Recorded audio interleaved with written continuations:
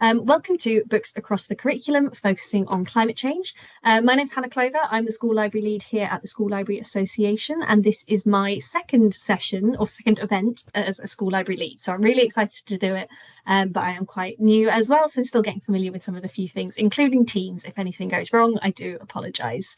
The aims of today's session then. So we are going to be looking at books about climate change for your secondary school. We're going to cover 20 titles that are going to appeal to a range of readers and boost your collections so you're well supplied with supporting children and teachers learning about climate change in schools. The categories we've used are the same as those that we use for our book lists. So if you've not seen those, if you go to the membership page on your website, you will be able to see that we already have existing book lists with loads of categories there as well. It's in the resources page for membership. Within each category, we offer a book for less or more confident titles. Now, sometimes this can be interpreted for younger or older readers, but that doesn't apply to all the books. Some of them have a sort of similar interest age range, but different reading ages, things like that. So please, if you have any questions about books, like who the books are for, or any sort of feedback, we'd love to hear it. I am going to go through everything, and then if you ask your questions at the end, that would be wonderful. So the reason we're sort of looking at climate change particularly, we're going to be doing a few different books across the curriculum sessions, but we've chosen climate change to start with. It's a very prevalent issue in the curriculum at the moment, so we wanted to make sure that you guys were well equipped within your libraries to support it. It's also Earth Day on the 22nd of April, so some of you might already be planning displays or activities tying in with this theme. It's also, the government are pursuing the natural history GCSE, so that is going to be introduced. Now, not all of these books are GCSE level, but it might help with inspiring children who might one day do this GCSE. So without that, going forward, we will start with our first category, which is new releases. And our first title for less confident readers is Shorelines by Ruth Ennis. So the synopsis of this book is that when proud mermaid Miriam flees her climate-ravaged ocean in search of hope on land, she confronts human cruelty and body shaming as she struggles to find her true home and voice. Caught between a dying ocean and a divided world, she must grapple between the sea that made her and the surface that might break her. So this is a novel in verse. Some of you might have got the copies of TSL that came out recently, and in that we had an article by Sarah Crossan explaining why novels in verse are really important and who they're useful for, especially readers you may call them reluctant readers, but also students who have English as a language. There's less text on the page, it's not intimidating, and it's kind of poetic, so it can really relate to storytelling through that. This is a reimagining of the Little Mermaid story with a blending of fantasy, real world, and climate change, which I think is really exciting because it's a story that some learners will already be familiar with, so there's a potential anchor there, but it frames it in a really new, exciting perspective. And taking familiar stories and reframing them in a way that is new and invigorating and interesting can be a really effective way to engage children in reading. We've also got sort of a body positivity link. We have a larger character who's never considered doing anything but loving her body, and then suddenly she's brought into our world where we have such. Oh, hello. I'm just going to pop you on mute. Sorry. So we have like a really exciting, a re-examining of our own perceptions and assumptions, which is really important for young people to do as they grow up as well.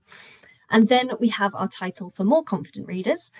This is The Danger of Small Things by Carol Lewis. In this world, honeybees have died out. It's a patriarchal world where famines are rife. It's a world without art, without books, and without plays. Girls are sent away from home, forced to pollinate crops by hand with brushes and to marry as soon as they can. Inhabiting this world is Jess and her friends Cass, Dava, and Ruth.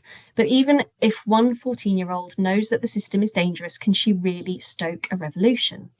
We've chosen this book because it is a cli-fi dystopian thriller. If you're not familiar with cli-fi, that is climate fiction.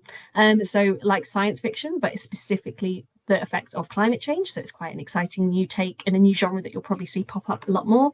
This one's inspired by real world events relating to climate change. Hand pollinating crops is something that's already started in some parts of the world. You could link it to real world sort of examples there, but it's also looking at sexism and misogyny, and something that we know that unfortunately young girls and boys are exposed to online. This is a way that it has an empowering narrative that can also potentially feel relatable. Both of these titles were featured in our Young Adult Spring Publishers Roadshow as well. This is still on our website and YouTube channel, so if you'd like to check it out there and see loads more titles, you can go ahead and do so. Our next category then is our old favourites, and we have two really exciting titles here. The first one is The Carbon Diaries 2015 by Saki Lloyd. It's January 1st, 2015, and the UK is the first nation to introduce carbon dioxide rationing in a drastic bid to combat climate change. As her family spirals out of control, Laura Brown chronicles the first year of rationing with scathing abandon. Will her mother become one with her inner wolf? Will her sister give up her weekends in Ibiza? Does her father love the pig more than her? Can her band make it big? And will Ravi Datta ever notice her? Now, if you've been really eagle-eyed, in this book was already featured in TSL's look back at the last National Year of Reading in 2008. I was at school in 2008, and I remember reading this book from my school library then, and I enjoyed it. I can't remember much about it. My memory is not that good, but I did have a good time, and I think it's got that funny diary-style narrative, which means that books remain popular. This could be quite a good link for children that are really engaging with the Wimpy Kids and the Dork Diaries books, but you may be aiming to steer them into books that have maybe potentially fewer illustrations and have a bit more of a step up. So this could be a way of doing that and engaging them with the climate crisis. It also encourages consideration of how the government policy might manage climate change. There's obviously quite the irony thing that in 2008 it was set in, albeit the near future, but we are now well past 2015 and we have not introduced anything such as carbon rationing or similar measures to combat climate change. The next title for older readers is Code Blue. Atlantic, or Tick Brewer, never knew her father, a hydrologist who died at sea before she was born. Tick's small home is under threat from rising sea levels. At 16 years old, Tick follows in her father's footsteps, hunting for the cause of unprecedented ice cap melt. When suspicions are raised surrounding his untimely death, Tick finds herself and those she loves in an urgent fight for their own personal survival. This is published in 2018. It's not super old, but potentially not something you'd consider buying for your collections now. It's a dramatic eco-thriller that is set in a boarding school setting, so a really popular setting for a lot of fiction titles, potential link for fans of series like Good Girl's Guide to Murder, for example. Marissa Slavin, as well, is a member of the Climate Fiction Writers League, features many authors, a lot of them popular, and they've got a few titles in this list, but it's a really good resource to be aware of as well. Next, we have our feel-good titles. So this is a really important category, I think, especially when we're looking at a potentially more serious topic like climate change, which may cause children, anxiety and frustration. So having a sort of feel-good stories in there is really important. For less confident readers, we have The Zombie Project by Alice Nuttall. In a world without bees, death flies are needed to grow food, but death flies need bodies, lots of them, and bodies mean zombies. Marion understands this, but others are afraid. Can one girl prove that zombies are the future? This is a really good blend of horror and comedy. In my time as a school librarian, I found that that was a really popular genre, and kids would always like to read scary stories, but especially things that would also make them laugh. So finding something that has a little bit of both is a real hook. It's a really original plot line and something that you can use to spark readers' imaginations and also potentially link to different activities, because it's taking kind of a really spooky, scary thing and giving it a really unique twist. This book also won the MS Lexia Children's and Young Adult Award in 2023, so it's got some popular recognition there. And then for more confident readers, we have The Last Bookstore on Earth by Lily Brown Arnold. So the synopsis for this book is that it has been a year since a devastating storm ripped apart Liz's world. Now she spends her days trading books for supplies and collecting stories from the remaining survivors who pass by, until she learns that another earth-shattering storm is coming. Enter Maeve, a spiky out-of-towner who breaks into the bookstore looking for shelter one night. When Maeve's secrets and Liz's inner demons come back to haunt them both, they find themselves fighting for their lives and asking themselves one big question: as the end of the world approaches, is there time for a final love story? Now, obviously, because it is a climate change genre and we're seeing a lot of the cli-fi sort of dystopian thriller things, finding a altogether feel-good title is not necessarily the easiest thing to do or the most straightforward. So this is kind of bookshop romance meets dystopian climate thriller. But potentially the real advantage for that is that you will have readers who only like one of those genres that try something a little bit new, because this plot is blending both of those, a little bit like the Zombie Project as well. It's also an LGBTQ romance, which is their important feature, because it means that children who maybe are experiencing things for the first time get a sort of grounding, but also even if they don't have that experience, it will help them to build empathy with their friends that might have that experience. So yeah, important to include those stories in your collections as well. Our next category then, we have illustrated reads. So I'm probably preaching a little bit to the converted, but I'm sure many of you will be aware how important illustrated reads are in your collections, especially for engaging readers who don't connect with print fiction or really sort of long blocks of text. So for less confident readers, it's a non-fiction title called Drawn to Change the World, put together by Emma Reynolds. The climate crisis is reaching a critical tipping point, and you might have heard of the countless amazing young people who are taking action and speaking up for change. Beautifully illustrated by 16 artists, accompanied by facts and pictures that explain the science, Drawn to Change the World is for anyone who wants to learn more about the climate and nature crisis and what we can do about it. So we've chosen this book because it is celebrating the real people, contemporaries of the children who are in your school, who are likely to be inspired by them. I also think the range of 16 different art styles gives it a really broad appeal. It's again a reference item. People can choose certain stories. They don't necessarily have to read all of them. And it's a combination of factual and illustrative content that will inform and empower young people. So really useful resource there, and potentially having a really good benefit as well. Our title for older readers is The Inheritance by Armin Grader. All this will soon be yours. Respect what I have built and make it prosper. These are the last words of the old industrialist before dying. While the three brothers discuss how to fulfill their father's wishes, their sister lists for them the disastrous consequences that would follow. Disease, marine pollution, deforestation, the destruction of the landscape, pollution of the skies and rivers. So that's a short synopsis. It's pretty sort of atmospheric, but that's very much in line with what the book is. It's got really stark illustrations that capture the impact of climate destruction, and encourages readers to think a little bit about industrial greed and kind of the bigger sort of narratives. Is indifference complicity? Are they the same thing? What can we do to change the climate crisis? And why is it important for us to do things? In 2022, it won the Children's Book Council of Australia's Book of the Year award as well. So again, we've got a title for you that's had some celebrated recognition, and it'll be a slightly different style maybe than it's slightly sort of, like I say, stark illustrations, maybe appeals to slightly older readers, but very engaging there as well. Now we have poetry. So our first poem or poetry collection for less confident readers is Poems from a Green and Blue Planet by Sabrina Mahfouz. This is a stunning collection of new and classic poems from around the world celebrating the diversity of life on our green and blue planet, and can be shared with many children of many. It's got a broad age range. Beautiful poems, and they celebrate our planet, and it can also have an introduction to some of our most brilliant poets and authors. Recent poets such as Dean Atta, who recently won a BAFTA for the poem included in a short animated film, but also Kay Tempest and other contemporaries, as well as classic poets from various eras such as William Blake or Emily Bronte. It's a moving celebration of our planet and with wonderful illustrations, and it won the Guardian's Children's Book of the Year in 2019. Then we've got Nature Matters. Vital poems from the global majority, edited by Mona Archie and Karen McCarthy-Wolf.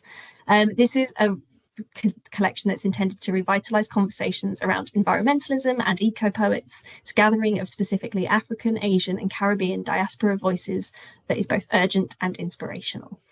So we've chosen it. It's for older readers, as well as being for more confident readers, but it's a vast collection of new and established works, celebrating international poets from backgrounds that have historically been underrepresented, both in nature writing and publishing more widely.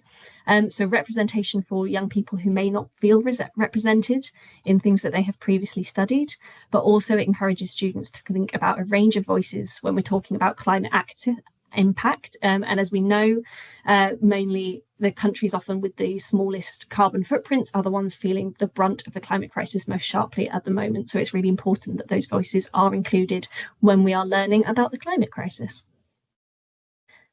Next, we have my favorite, or one of my favorite categories, is in their own words. So these are books that either are written by young people or feature their voices really, really well. It captures them sort of, internal voice. So for your less confident readers, we have Haven Jacobs' Saves the Planet by Barbara D. 7th grader Haven is obsessed with climate change, so obsessed that she has what's called eco-anxiety. Not only is Haven doom scrolling compulsively, she's also inattentive in class, not sleeping, biting her nails, as she worries about catastrophic weather events and the worldwide disappearance of honeybees and frogs. An empathetic social studies teacher suggests that Haven focus on something local and specific where she can make a difference. So when Haven's science class begins a study of a local river, she channels her eco-anxiety into a mission to save the water from pollution she believes is being caused by the town's new glass factory, where her own dad works. Can Haven save the river and maybe even make a difference to the planet too? This is a really authentic voice of a teenage girl who is experiencing eco-anxiety and its consequences, but it also balanced with the really standard, regular teenage experiences like families, relationships, that will be relatable, and the fact that that's really nicely blended in with eco-anxiety makes it as normalized part of a young person's experience. It also celebrates the actions that you can do within your own local community to improve the environment, which means that there are manageable steps that you can take inspiration from and use to manage, any severe failings around climate change. For more confident readers, we have a non-fiction title. This is Challenge Everything by Blue Sandford. So the main concern for young people is climate change and how to combat it. This book, the only official handbook from Extinction Rebellion youth, will help you to change your life and the world for the better. Written by a founder member of Extinction Rebellion Youth London, this is not a greenwashing book. It's an important call to action, a manifesto to show young people how to save the planet by questioning modern life. So it's a powerful book that's going to resonate with young readers. Blue Sandford was 17 when she wrote the book, so it is definitely a contemporary young person's voice. And whilst, I'm not saying that every young person will necessarily agree with Extinction Rebellion, they probably might have heard of them. So it gives them an introduction just to learn about those groups as well. It's got knowledge, skills, and encouragement on peaceful and especially responsible protesting, if that is an action that young people want to take. And there's a whole section on taking responsibility for your own actions. So it is realistic about what they're doing there as well. And it covers a range of topics on climate crisis, from fast fashion to rewilding. So that could be used as a reference item, linked to a number of different topics that are very beneficial for their learning, and things that they do every day, buying fast fashion. A lot of young people are big consumers of that, so it is important they understand the impact that that has. Our next category is books to help you learn, so traditionally non-fiction titles that are relevant to young people. Firstly, we've got How to Change Everything by Naomi Klein. As the impacts of climate change get worse and worse, change for the better means much more than trying to keep temperatures down. It means rebuilding society not just to stop climate change, but to achieve climate justice.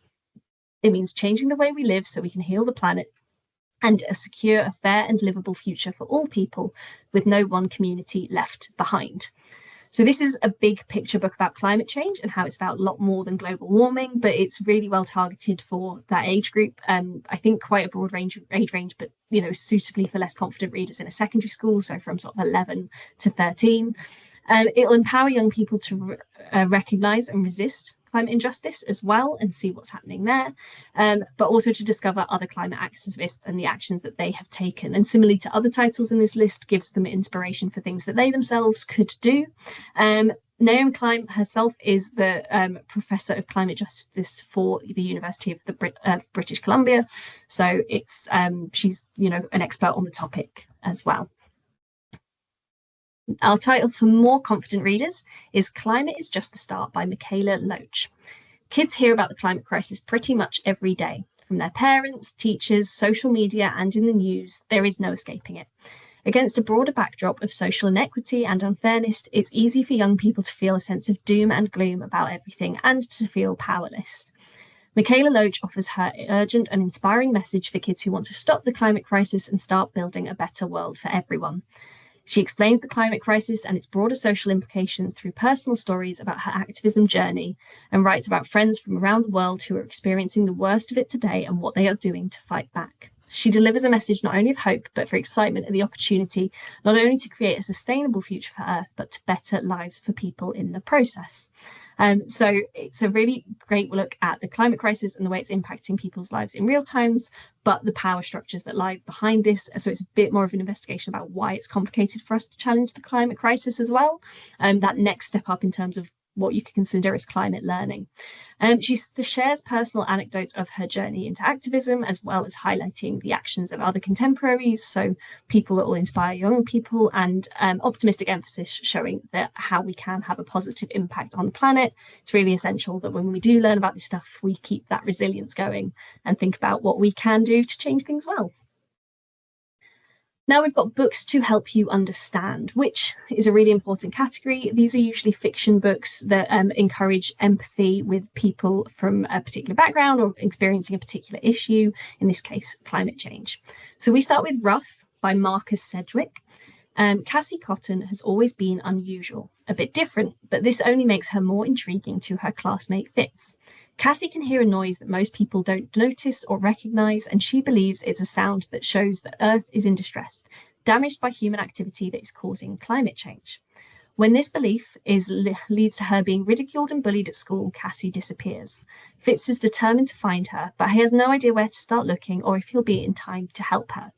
So this is a dyslexic-friendly, eerie and atmospheric mystery by Marcus Sedgwick, very celebrated author. So he's really good at writing stories that are going to hook young readers in, and it's published by Barrington Stoke. So they are the primary publisher of dyslexic-friendly books, and these collaborations are intended to make books that children will engage with very quickly.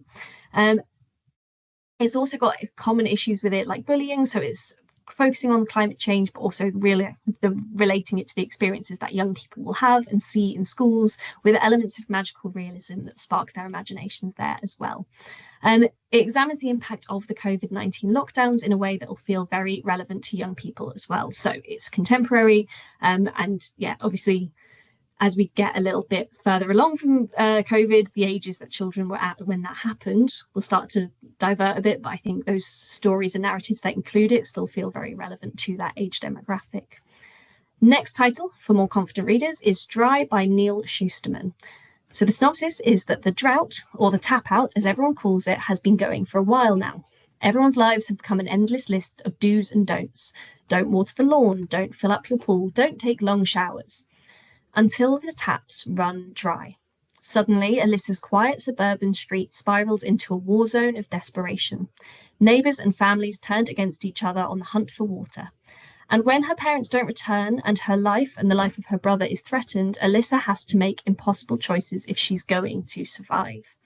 So this is another cli-fi dystopian thriller highlighting what happens when the climate breaks down. So really sort of suspenseful, apocalyptic narrative, and potentially something that older readers are already a bit familiar with if they've seen certain TV shows that deal with that kind of suspenseful storyline. Survival narratives tend to be very engaging as well. Things like the Hunger Games remain always popular, so anything that has that kind of hook to it can be linked to reading other titles. But it's also got really good ethical considerations about what resources we use and what we potentially take for granted as well. Then we've got books to take you away. So these are usually books that are looking at a topic from a more fantastical or sort of adventurous lens. Our book for less confident readers is On Silver Tides by Sylvia Bishop. Kelda has always protected her little sister Isla from danger on the rivers and from the suspicions of their community. Isla cannot breathe underwater, and so her very existence is forbidden by the Silverman's law. Now the rivers of England are growing sick. Monstrous creatures are awakening, and a fierce torrent of blame falls upon Kelda's family. When betrayal comes, the sisters escape on a desperate journey upstream. Joining forces with a mysterious boy, Kelda discovers the darkest depths of her kind's secret history.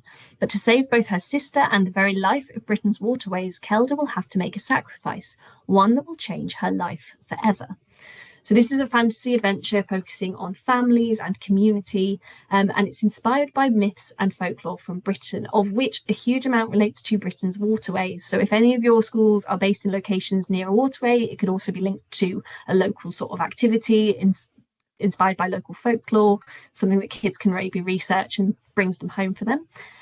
Environmental protection is also a core to the plot. So it's also about how we look after our environments, but also the negative consequences of stigmatizing and scapegoating people that are different, which makes it a very relevant story in Britain today.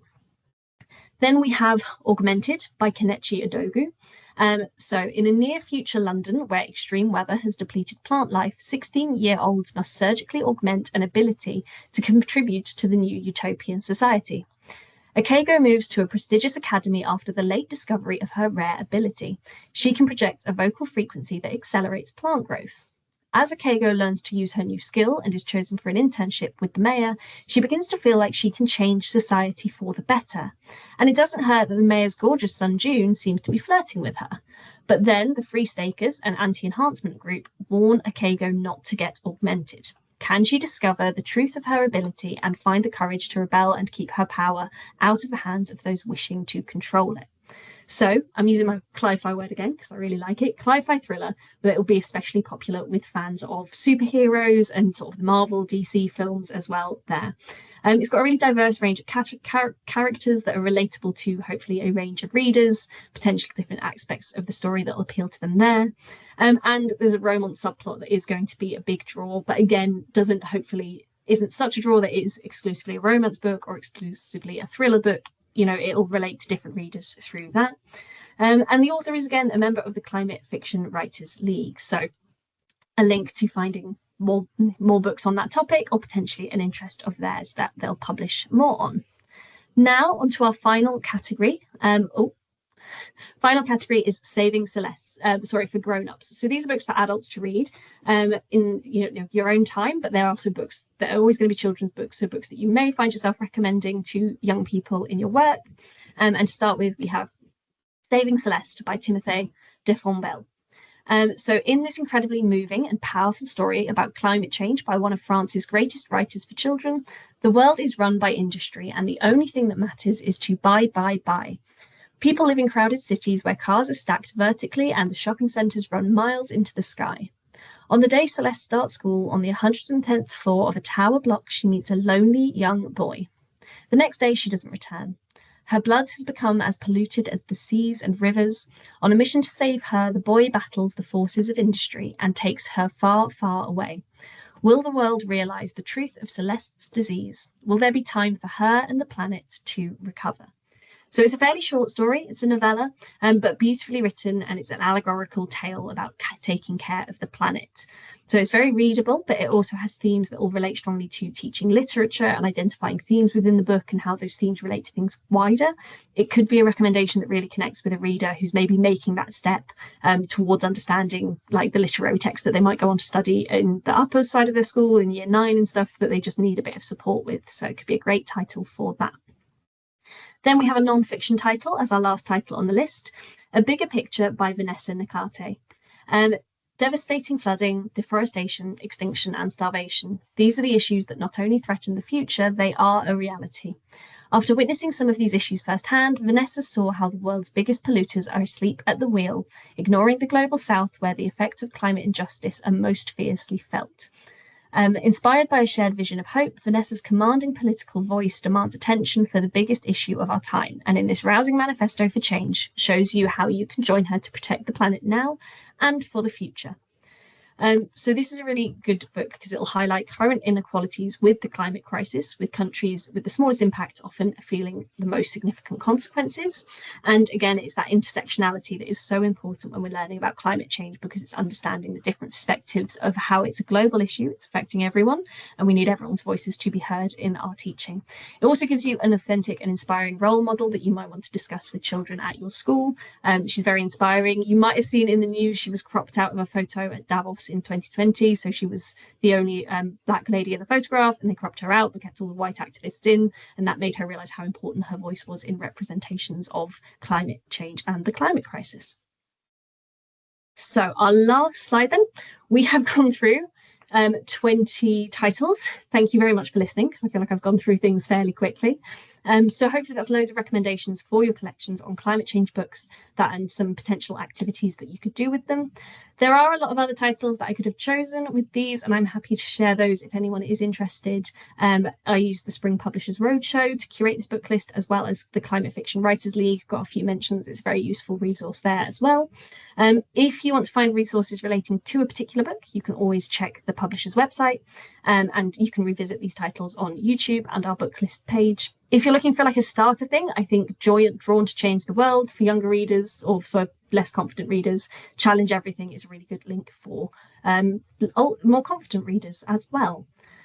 That is everything that we have time for. That is my email address on the slide. So if you do have any questions to follow up, you can get in touch with me there. And thank you very much for listening.